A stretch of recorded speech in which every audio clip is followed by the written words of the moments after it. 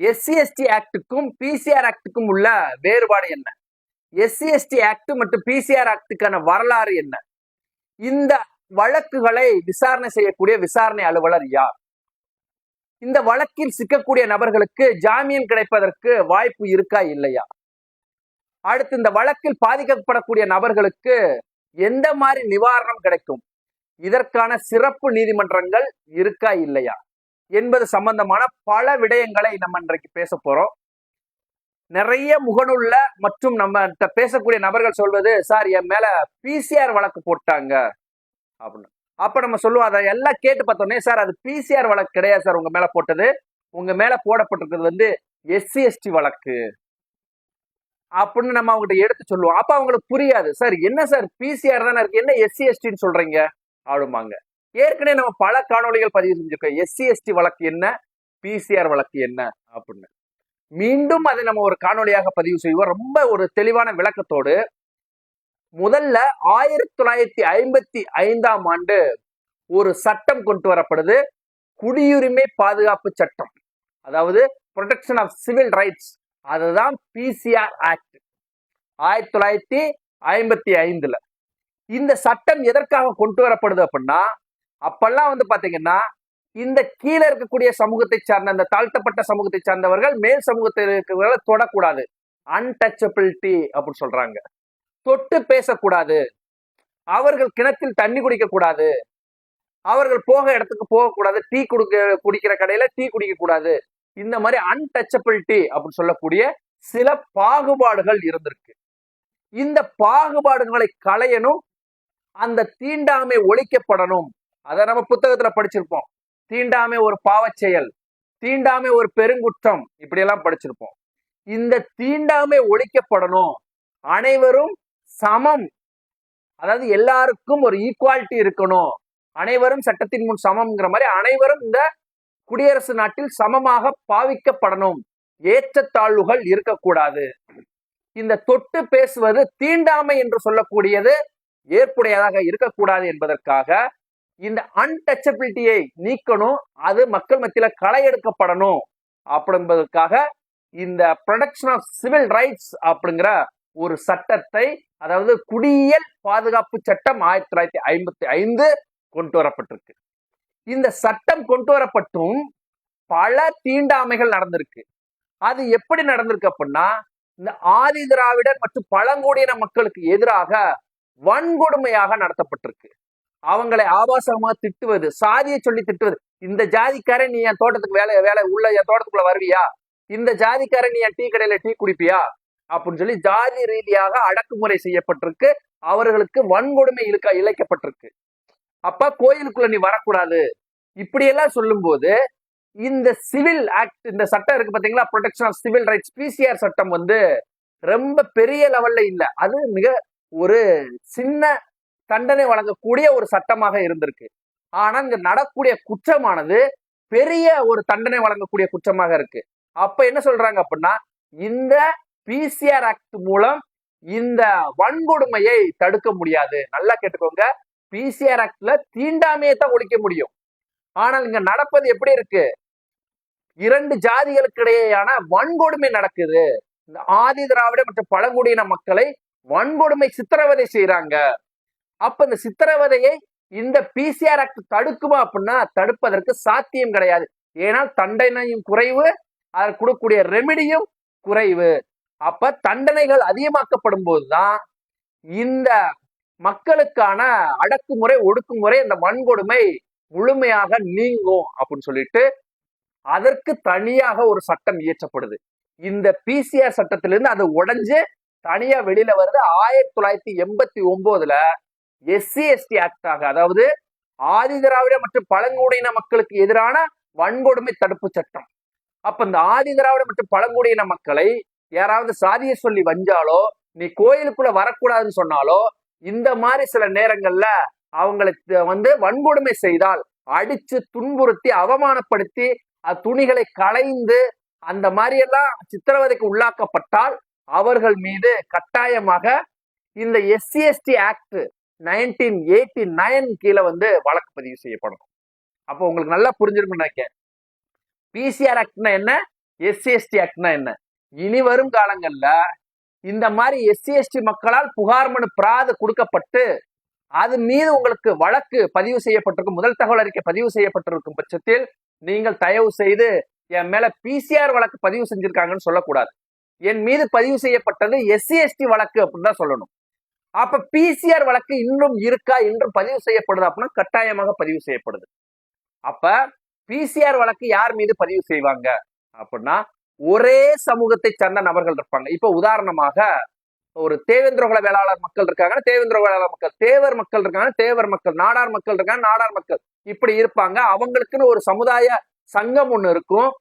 அந்த சங்கத்தை மீறி அங்க இருக்கக்கூடிய நாட்டாமை தலைவர்களுடைய செயல்பாடுகளை மீறி அங்க ஒருத்தர் வந்து செயல்படுவார். எனக்கு உங்க சங்கமும் வேண்டாம், ஒண்ணு வேண்டாம், என்ன வந்து நீங்க இந்த மாதிரி வஞ்சிக்கிறீங்கன்னு சொல்லி அவரு சில முரண்பாடுகள் இருக்கும். அந்த முரண்பாடு இருக்கக்கூடிய நபரை அவங்க என்ன பண்ணுவாங்க, ஊரை விட்டு ஒதுக்கி வைப்பாங்க. நம்ம சமூக மக்கள், நம்ம ஊரை சேர்ந்த நம்ம ஜாதி மக்கள் யாரும் இவன் வீட்டுக்கு நல்லது கெட்டதுக்கு போகக்கூடாது, இவன் நம்ம கோயிலுக்குள்ள வரக்கூடாது, நம்ம பயன்படுத்தக்கூடிய சுடுகாடுகளை பயன்படுத்தக்கூடாது அப்படின்னு சொல்லி அந்த நபரை ஊரை விட்டு ஒதுக்கி வைப்பாங்க.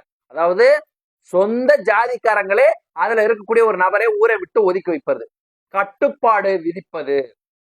அந்த கட்டுப்பாடு விதித்தவர் நபர் காவல் நிலையத்தில் புகார் அளித்தால் அங்கு பதிவு செய்யக்கூடிய வழக்கு தான் பிசிஆர் வழக்கு. ஏனால் இந்த பிசிஆர் வழக்கு என்பது முழுக்க முழுக்க வந்து தீண்டாமை, தீண்டாமை என்றால் அடிப்படை உரிமைக்கு எதிரானது. ஏனால் ஒரு மனிதன் இந்த குடியரசு நாட்டில் எங்க வேணாலும் போலாம், எங்க வேணாலும் வரலாம், எந்த பொருளை வேணாலும் பயன்படுத்தலாம், எந்த குளத்துக்கும் குளிக்க போலாம், எந்த கிணத்துலையும் நீர் எடுக்கலாம் அப்படின்னு தான் சட்டம் சொல்லுது. ஆனால் இந்த கட்டுப்பாடு என்ற முறையில ஒரு தீண்டாமையை ஏற்படுத்தி அவன் நம்ம சங்கத்துக்கு எதிராக செயல்படுறான்னு சொல்லி அந்த குளத்துல குளிக்க கூடாது, கிணத்துல தண்ணி எடுக்க கூடாது, இந்த கோயிலுக்குள்ள வரக்கூடாது, இந்த சமுதாய மண்டபத்துக்குள்ள வரக்கூடாது அப்படின்னு சொல்லி அவனை ஒதுக்கி வைப்பது, கட்டுப்பாடு என்ற முறையில ஒதுக்கி வச்சு கடைகள்ல பண்டங்கள் வாங்கக்கூடாது, மசால் சாமாங்க வாங்கக்கூடாதுன்னு ஒதுக்கி வைப்பது. இது குடியியல் பாதுகாப்பு சட்டம் 1955 கீழ் இது தீண்டாமை செயலாக கருதப்பட்டு அவருடைய உரிமை மறுக்கப்பட்டிருக்கு, மீறப்பட்டிருக்குன்னு சொல்லி அந்த செய்த நபர்கள் மீது பிசிஆர் வழக்கு பதிவு செய்யலாம். நல்லா கேட்டுக்கோங்க, ஒரே ஜாதிக்காரங்க மேல பதிவு செய்யப்படுவதுதான் பிசிஆர் வழக்கு. ஆதி திராவிட மற்றும் பழங்குடியின மக்களை வந்து யாராச்சும் ஜாதியை சொல்லி திட்டினாலோ இல்ல அவங்கள வந்து ஆபாசமாக பேசினாலோ அடித்தாலோ சித்திரவதை செய்தாலோ அவர்கள் புகார் கொடுத்து அதன் மீது பதிவு செய்யப்பட்டால் அது எஸ்சி எஸ்டி வழக்கு. இப்ப 2 வழக்கு உங்களுக்கு நல்லா புரிஞ்சிருக்குன்னு நினைக்கிறேன். அப்ப 2 வழக்கும் உள்ள வேறுபாடு என்னன்னு நம்ம தெரிஞ்சுக்கணும் கட்டாயமாக.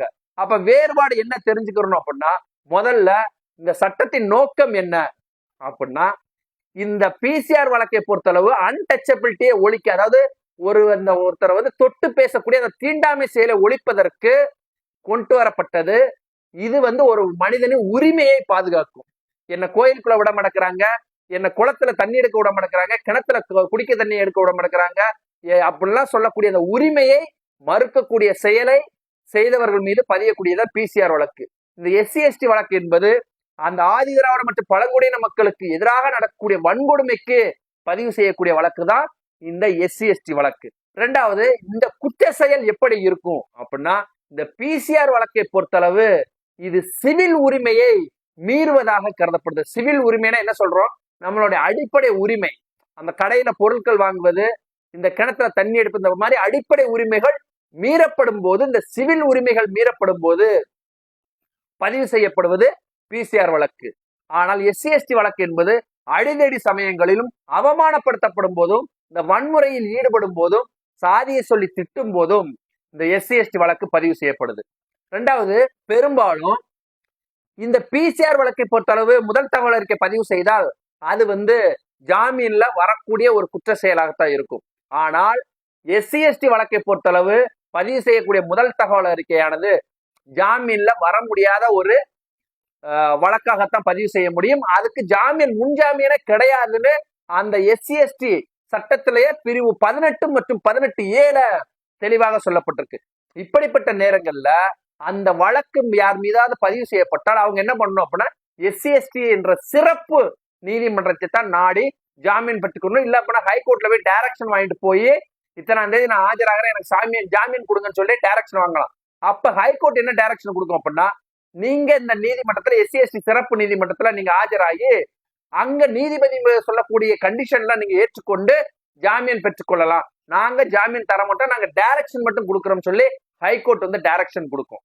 ஆனா இந்த பிசிஆர்ஐ வழக்கை பொறுத்தளவு சாதாரண நம்மளுடைய அந்த குற்றவியல் நீதிமன்றமே விசாரணை செய்யும். ஆனால் எஸ்சி எஸ்டி வழக்கை பொறுத்தளவு எஸ்சி எஸ்டி சிறப்பு நீதிமன்றம் ஒண்ணு இருக்கு. ஒவ்வொரு மாவட்டத்திலும் மாவட்ட அளவில் ஒரு சிறப்பு நீதிமன்றம் இருக்கும். அந்த ஸ்பெஷல் கோர்ட் தான் வந்து விசாரணை செய்யும். பிசிஆர் வழக்கை பொறுத்தளவு அந்த இன்வெஸ்டிகேஷன் ஆபீசர் அந்த காவல் நிலையத்தில் இருக்கக்கூடிய அந்த ஐஓவே வந்து விசாரணை செய்யலாம். ஆனால் எஸ்சி எஸ்டி வழக்கை பொறுத்தளவு டிஎஸ்பி தான் அதை வந்து விசாரணை செய்யணும். அதாவது அந்த துணை காவல் கண்காணிப்பாளர் கேடர்ல இருக்கக்கூடிய அந்த காவலர் தான் வந்து ஐஓவாக இந்த எஸ்சி எஸ்டி வழக்கை பொறுத்தளவு இருக்க முடியும். இன்ஸ்பெக்டரோ எஸ்ஐயோ எஸ்எஸ்ஐயோ யாருமே இருக்க முடியாது. அடுத்து இந்த சிவில் அதாவது அந்த குடியியல் பாதுகாப்பு சட்டம் பிசிஆர் வழக்கை பொறுத்தளவு அந்த பாதிக்கப்பட்ட நபருக்கு கொடுக்கக்கூடிய அந்த ரெமிடி, அதாவது அந்த இழப்பீடானது மிக ரொம்ப குறைவா இருக்கும். ஆனால் எஸ்சி எஸ்டி வழக்கை பொறுத்தளவு அதுல பாதிக்கப்பட்ட நபருக்கு கொடுக்கக்கூடிய இழப்பீடானது அதிகமாக இருக்கும். இந்த மாதிரி இது ரெண்டாவது பாத்தீங்கன்னா, இப்ப ஐபிசி நம்ம சொல்லக்கூடிய இந்தியன் பீனல் கோட், இப்ப இருக்கக்கூடிய பாரதிய நியாய சங்கீதா, இந்த பிரிவுகளில் சேர்த்துதான் வந்து எஸ்சி எஸ்டி வழக்கு பதிவு செய்யப்படும். அதாவது எஸ்சி எஸ்டி வழக்குல இருக்கக்கூடிய செக்ஷனும் இந்த ஐபிசி மற்றும் பிஎன்எஸ்ல இருக்கக்கூடிய செக்ஷனும் சேர்த்துதான் எஸ்சி எஸ்டி வழக்குல எஃப்ஐஆர் போடுவாங்க. அப்ப மிக கடுமையான ஒரு குற்றமாக அது கருதப்படும். ஆனா இந்த பிசிஆர் வழக்கை பொறுத்தளவு அந்த குடியியல் பாதுகாப்பு சட்டத்தில் இருக்கக்கூடிய செக்ஷன்களை மட்டும் பயன்படுத்தி வழக்கு போட்டால் போதும் என்றுதான் இந்த இரண்டு சட்டங்களுக்குள்ள வேறுபாடாக கருதப்படுது. இனி வரும் காலங்கள்ல நிறைய நபர்கள் தயவு செய்து சார் என் மேல பிசிஆர் போட்டாங்கன்னு சொல்லாதீங்க. வழக்கை பிரித்து பார்க்க நீங்க தெரிஞ்சா மட்டும்தான் அதுல ஜெயிக்க முடியும். இந்த பிசிஆருக்கு தனி நீதிமன்றம் கிடையாது, எஸ்சி எஸ்டிக்கு தனி நீதிமன்றம் இருக்கு. பிசிஆருக்கு குறைந்த ரெமிடி தான் கிடைக்கும். எஸ்சி எஸ்டி ஆக்டை பொறுத்தளவு அதிகபட்சமான ரெமிடி இழப்பீடு கிடைக்கும். பிசிஆரை பொறுத்தளவு டிஎஸ்பி வந்து என்கொயரி ஆபீசரா இருக்க மாட்டாரு. அது எஸ்சி எஸ்டியை பொறுத்தளவு டிஎஸ்பி வந்து என்கொயரி ஆபீசரா இருப்பாரு. பிசிஆரை பொறுத்தளவு அந்த குடியியல் பாதுகாப்பு சட்டத்தின் கீழ் மட்டும் வழக்கு பதிவு செஞ்சால், முதல் தகவல் அறிக்கை பதிவு செஞ்சால் போதும். எஸ்சி எஸ்டி ஆக்டை பொறுத்தளவு மேஜர் ஆக்ட் என்று சொல்லக்கூடிய ஐபிசி மற்றும் இந்தியன் அதாவது பிஎன்எஸ் அதையும் சேர்த்து எஸ்சி எஸ்டி ஆக்டும் சேர்த்து பதிவு செய்யப்பட வேண்டும். அப்படி பதிவு செய்வதனால் இதற்கு முன்ஜாமீன் கிடையாது. பிசிஆரை பொறுத்தளவு முன்ஜாமீன் உண்டு. இதுபோல் பல விவாதங்களை வந்து இந்த வழக்குல நம்ம பார்த்திருக்கிறோம். உண்மையிலேயே வந்து இனி இந்த வழக்குகளை பிரித்து பார்க்க உங்களுக்கு தெரிஞ்சிச்சு அப்படின்னா எளிதாக நீங்க ஒரு வழக்குல வந்து வெற்றி பெறலாம். இப்படியெல்லாம் பதிவு செய்யப்படும் போது அந்த நபர்கள் மிக ஜாக்கிரதையாக அதை வந்து ஆர்டிஐ போட்டு அந்த இன்ஃபர்மேஷன் எல்லாம் வாங்கி நீங்க வழக்குல ஜெயிக்கணும். அது போலி வழக்காக இருந்தால் கட்டாயமாக நீங்க 100% வெற்றி பெறலாம். ஏன்னா பல இடங்கள்ல இந்த போலி வழக்குகள்ல வந்து தவறு இழைக்கப்பட்டிருக்கும், தவறு செய்யப்பட்டிருக்கும். அதை நீங்க நல்லா கூர்ந்து கவனிச்சிங்க அப்படின்னா அது உங்களுக்கே புலப்படும். அதன்படி நீங்க வந்து வழக்குல வெற்றி பெறலாம். மீண்டும் இதுபோல ஒரு சட்டம் சார்ந்த காணொளியில சந்திப்போம். நான் உங்கள் சதீஷ்குமார் குருசாமி. நன்றி.